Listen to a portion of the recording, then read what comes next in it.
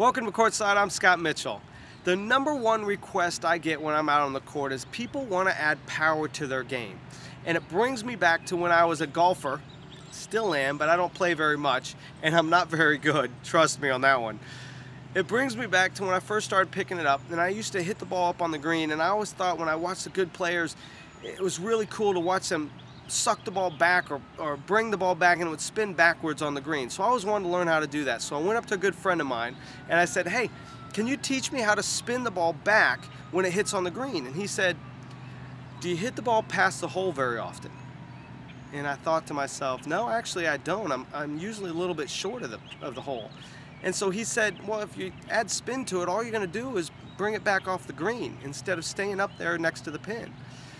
So the thing that brings me back to the tennis portion is, why add power if you can't do a few other things first? For instance, if you have trouble getting the ball in play, first thing is get the ball in play. Maybe you lack direction or depth or spin, all these kind of things that will help you when you start to add power to your game. So a couple things you want to do in order, and don't skip around, but in order. Obviously, first thing is get the ball in. If you can do that, now we can start to add direction to your shots. Serves, ground strokes, volleys, they're all the same. Can you direct the ball to this corner, that corner, and so forth? And if you can do that, let's start to work on depth. Can you hit the ball deep in the court with your ground strokes, or is it still landing short? And if it's still landing short, let's keep working on the depth out of it. And then the next thing would be spin. And spin adds control to your shots. So that's a great thing to add next. Spin pulls the ball in, gives you control. Those things will go hand in hand when you're adding power.